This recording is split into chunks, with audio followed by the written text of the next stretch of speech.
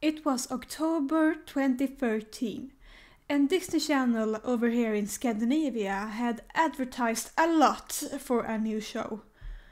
And by a lot, I mean a lot. Literally every commercial was like, see this new show, see this new show, see this new show. And I almost did not want to watch it out of spite because it was advertised so much. I was like, you can't tell me what I'm going to watch.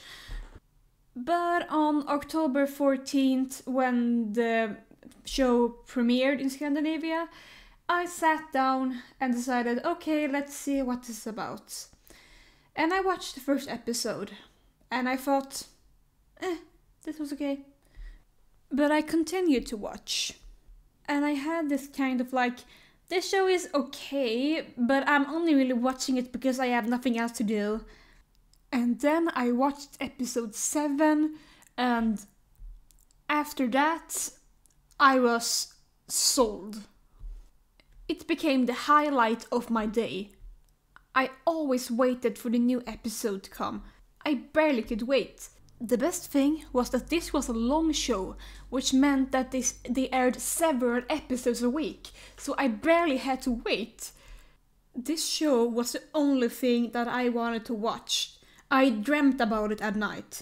I sang all the songs, English dubbed, because we had the English dubbed songs.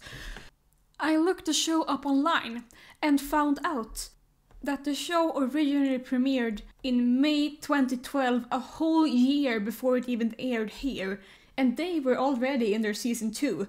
So I watched a bunch of season 2 clips, spoiled myself of everything that was going to happen, and wished that I would see season 2 right away here. So you have no idea how excited I was when season 2 finally came out here. Like, I was obsessed in season 1, but in season 2, like, I planned my whole day to not miss an episode. I did kind of lose interest in like the middle of season 3, and I missed several episodes and didn't really care, but in the end, this show literally saved my middle school years. And I will get into that later, but to conclude this little story, I got into Violetta by watching the Juntos Somos Más performance English dubbed in episode 7. The difference is that I will never be the one who comes last, so you had better face reality fast. I find it all inside the music, yeah. But yeah, it's been 10 years since it first aired in Scandinavia, and 11 years since it originally premiered, because I'm old. And just like I reviewed the first episode of Soluna when I celebrated my 2nd anniversary of watching that show, I want to do the same now when it's been 10 years since I first watched Violetta. And it's also why I am making this video in English, because realistically, since I first saw Violetta in Swedish, då borde recensionen uppenbarligen vara på svenska, men jag vill ha lite consistency som engelsmännen säger, och jag kände att om jag recenserar ena serien på engelska borde jag också recensera andra serien på engelska. But no, I'm going to review the very first episode of Violetta. So I think we should get right into it. It starts at an airport, where we meet our main character, Violetta. Obviously, she would be named Violetta. It would be weird if the show was called Violetta and then the main character was called Lilac. She has a voiceover where she explains that her life consists of airports and a private tutor instead of going to a school. Her and her dad, they travel a lot, and they barely stay at one place for too long. Her mom is no longer alive. They are moving back to Buenos Aires, which is Violetta's hometown. Something I can comment about this scene is that I am guessing that when she takes the airplane and puts it in the diary, it's just her imagination, but imagine if she just put out her hand in real life. How would you react to that? And I mean, I wouldn't be surprised if she did that, considering that she is a pretty secluded child who doesn't really know social norms, so Maybe. We then cut to her dad, German, and her tutor. Her tutor is not really interesting because she will only be in this episode and then she disappears, but her tutor mentions that Violetta has been gone for like half an hour and she's worried that she has done something crazy because teenagers can be like that. And then she has a really, really weird speech about how awful teenagers are. She's like, when the teenage spirit awakes, there is no stopping it. It's a virus that infects them all. They get urges. They get crushes. They are totally out of control. And while she says this, Violetta like disassociates and just listens to a bunch of sounds.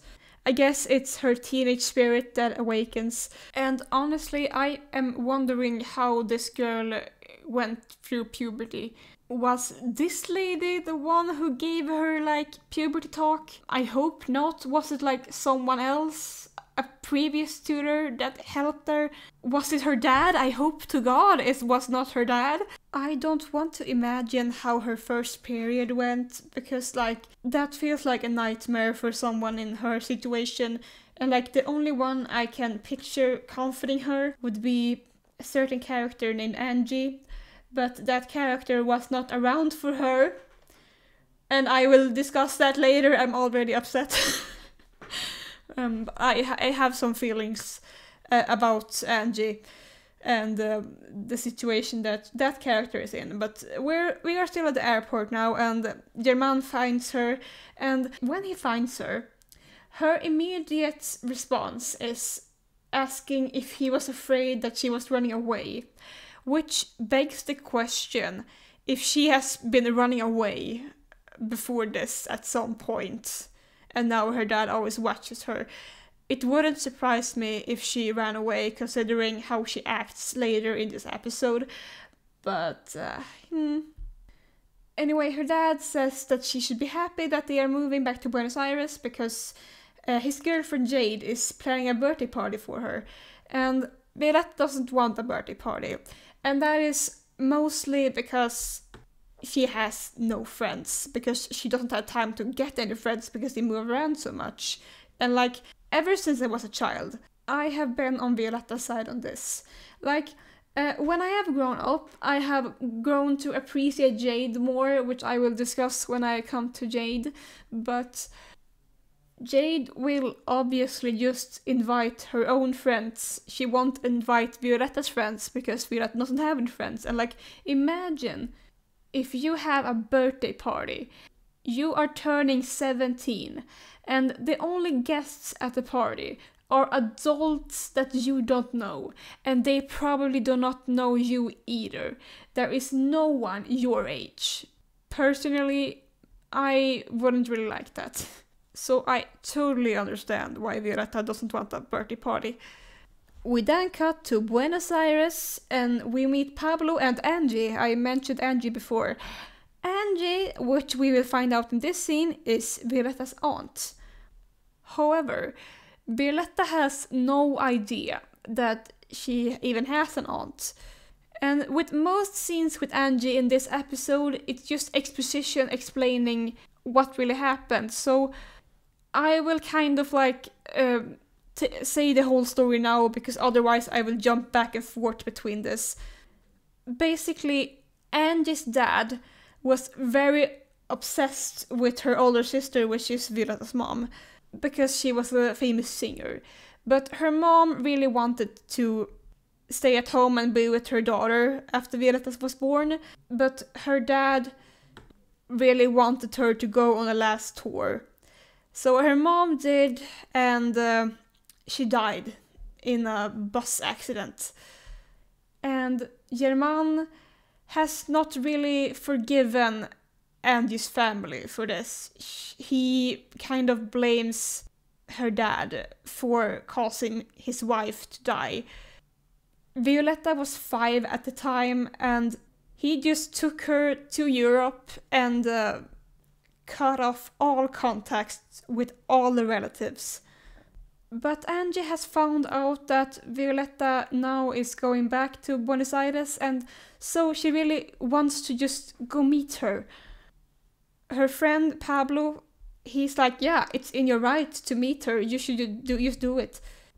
Pablo and Angie are, by the way, teachers at this school called Studio 21, and I never really understood why it was called that until I realized only like a year ago that the reason it's called Studio 21 is because it rhymes in Spanish.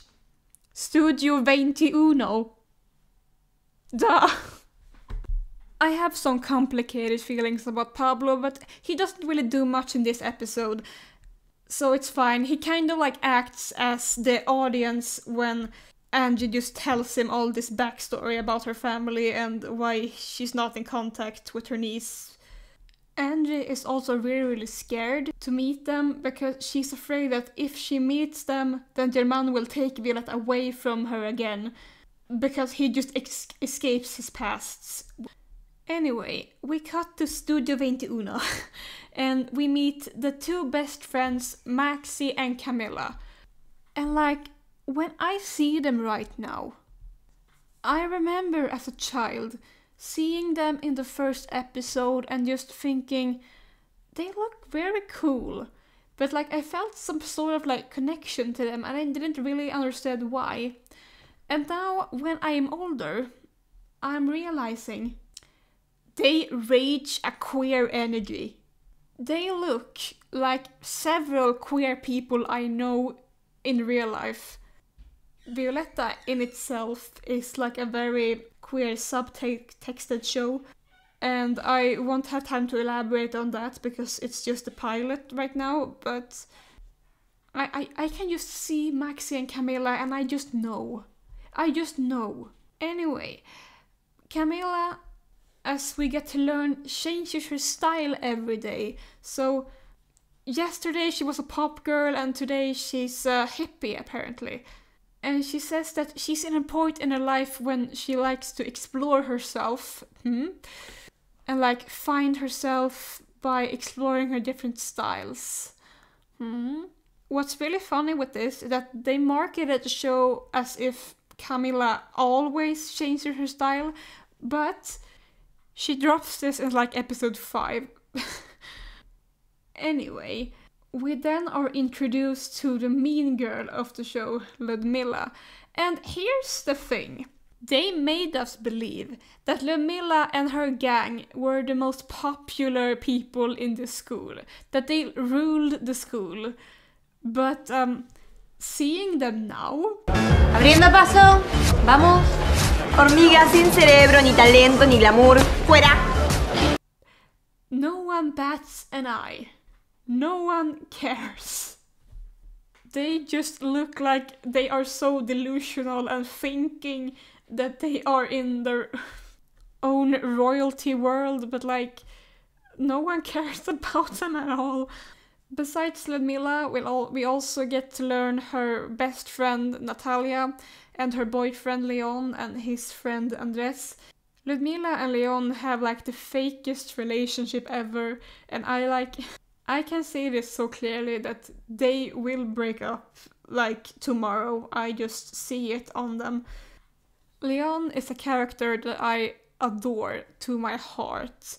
However, for someone who watches this like out of context, they have never seen Violetta before, they will probably think that Leon is kind of a douchebag if they only watch the first episode, because he is kind of a douchebag. But I will be very biased in this review because I have watched this episode and the whole show like 22,000 times. So I can't help but do nothing but love Leon. But he doesn't really do much in this episode. We then cut to the airplane that Violetta's on and she goes to get some water and she meets this guy who has the strangest fucking line. ¿Vos sos pasajera o sos una que prefiere volar en avión? What are you doing, bro? Her dad is even creepier because like They play on his like overprotectiveness, that he doesn't want Violetta to like fall in love with any boy. On that right here, I understand why he tells the guy to not touch his daughter, because this guy is kind of a freak. However, he is also really weird. ¿Quién es usted? Digamos que trabajo para los de arriba. El gobierno. Deshágase de ella. Por su vida. Hágame caso. What are you doing, man? We are then introduced to Tomas. We don't talk about Tomas. But we are also introduced to Francesca. I love Francesca so much. No, in actuality, we did see Francesca in an earlier scene that I skipped, where we are introduced to Gregorio, who is the dance teacher. The reason I skipped that is because it didn't really add much to the plot, and I am trying to summarize the first episode as good as I can for someone who has never seen it before. However, Gregorio is a very, very fun character, I will say that. Anyway, Francesca also goes to Studio 21, and this restaurant is her brother Lucas. And Tomas is the employee. But Luca doesn't like him. Same. I love Francesca so much. Like, she is my favorite character. However, she has a big flaw in season 1. And that is that she has terrible taste in boys. So she defends Tomas in a heartbeat. You'll get over it, girl. We then cut to the house that Violetta and German live in, and we meet Olga, who is their housekeeper. She's making a cake for Violetta, and I am wondering if she has lived here alone for like 10 years, or if she has like lived in other places. I guess she's always been hired by them, but has she just lived alone here, or has she lived somewhere else, or I don't know. We also meet Ramayo, who is German's assistant. Then we cut to a scene in the song room. Camilla, Maxi and Francesca are looking at some song that Maxi is making on his computer, and Leon is like, "My dog can make better music than you, Maxi." And then he starts to play keyboard as Ludmila starts singing, and it gets a mix when Camilla also starts singing, and the two have the most homoerotic duet ever.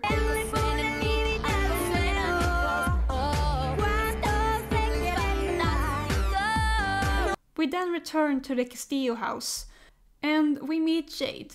She's a bit bubbly, a bit of an airhead, but this show has made us believe that Jade is a bad guy. But the thing is, something I see now when I'm grown, she just wants to be a part of this family. She tries her best. Anyway, they arrive and Jade mentions something about the birthday party, and Violetta just snaps. She has not had a good day today. She didn't even want to move in the first place. Apparently the flight lost her luggage, so she doesn't have any clothes. And now she gets to hear about this party that she doesn't want to have. And I have seen a lot of people criticize Violetta for being like a moody teenager, and like, can you blame her? This is something I've noticed. When I got older, I expected like understand the adults more, but I never sided with German on anything. So when Violetta says that no one listens to her and she goes to her room, me 10 years ago was like, yeah, tell them! And me now says, yeah, tell them! Because no one does listen to her. Of course she's frustrated. Anyway, Tomas is arriving at the studio because he's gonna deliver some food to some kid named Martin Blank. But he stops to see a lesson because he saw a guitar. And Tomas is obsessed with guitars for some reason. It's kind of weird. But Leon sees this and he misunderstood that Tomas is actually in love with Ludmila, so he gets mad. He then meets Nati and they bond over both being from Spain. And the second Ludmila notices that Nat talks to Tomas, she is suddenly interested in his existence. Interesting. Also, this was apparently Martin Blank. He looks blank. He looks like an NPC. We then cut to Olga dancing in the kitchen, and then the tutor comes in and she's like, "The boss has required there be no music in the house." Which is like, what? Oh yeah, I forgot to mention, German has some really weird house rules, like there not being any music. And after this, Violetta opens the door and actually accidentally gets the tutor cake in her face. And the tutor is like, "I quit!" Which is so funny because she just traveled to another country with them and now she just quits the day she arrives. Okay. Violetta is up in her room and she tries to hang up a picture of her mom, but she accidentally knocks the water pipe and the water sprays on Jade. They like to make this very thing happen in several of their DC shows. Also, Violetta is pretty mean to Jade in this first episode, but I don't really think it's about Jade. I think it's because she more is mad at her father, so she takes it out on everyone else. And you know, it's not specifically about Jade, Violetta's just mad in general. German then takes her to his office and he tries to talk to her. And Violetta is very open. She's like, "No one listens to me, all I want is to be heard and no one wants to." And German is like, "The most important thing for me is your happiness." After he like openly dismisses her every time she tries to talk. Yeah, not the best thing to say. And Violetta gets so mad that she runs away from home. This is probably not the first time she ran away, honestly. At the same time that she runs away, Angie arrives at the house and she has Pablo with her because she's very nervous. She's like, "What if I tell them and German takes Violetta away again?" And so Pablo says to her that just remember to talk to Violetta first. If you talk to Violetta first, then everything will change. You have a right to meet your niece. Also, Pablo waits outside and he randomly gets arrested because like he opened the gate slightly. What if he was actually like visiting the people he opened the gate to? Like they are just randomly arresting him for standing there. Anyway, it starts raining and Violetta hides under a tree. And Tomas is on the underside of the tree.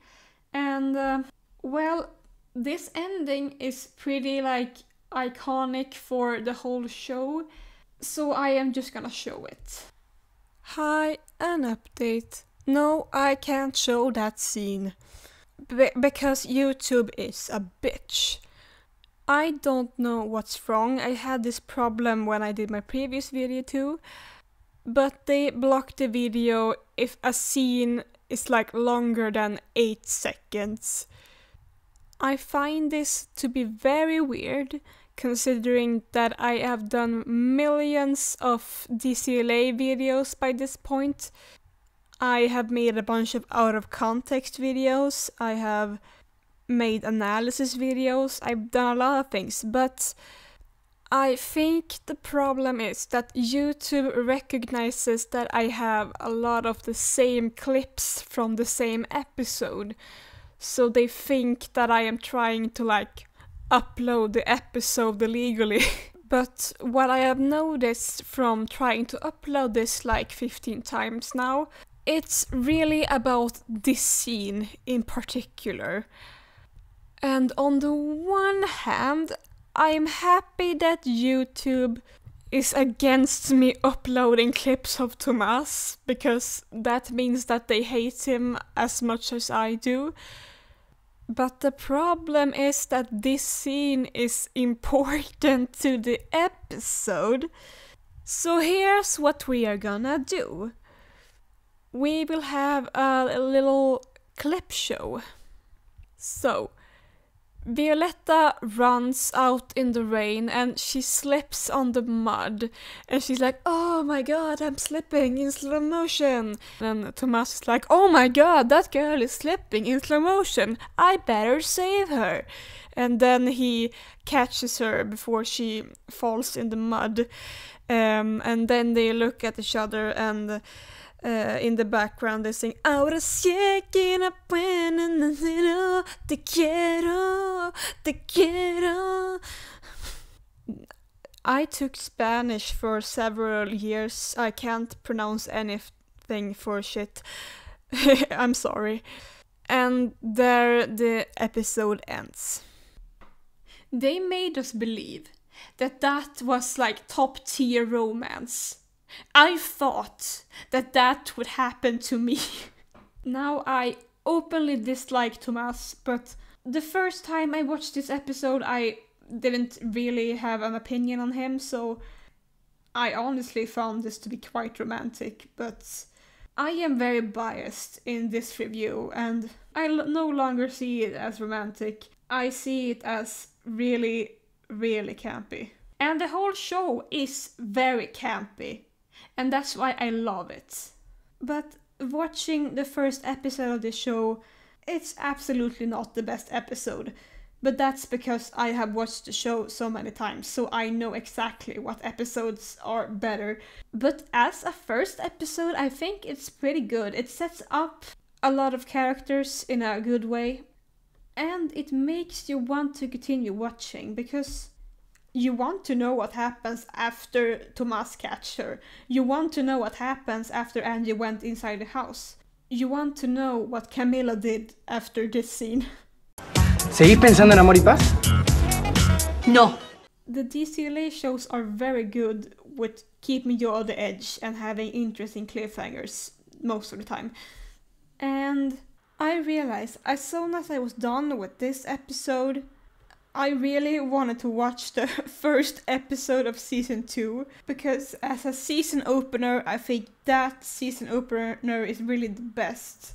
But I will say, even if the first episode of Violetta is not my favorite episode, and I know there are so many better episodes of this show, for a first episode, it is very memorable. I remember every scene, literally beat for beat, word for word, at least dubbed.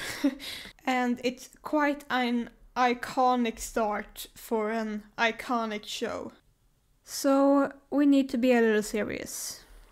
As I have mentioned, this show means the world to me.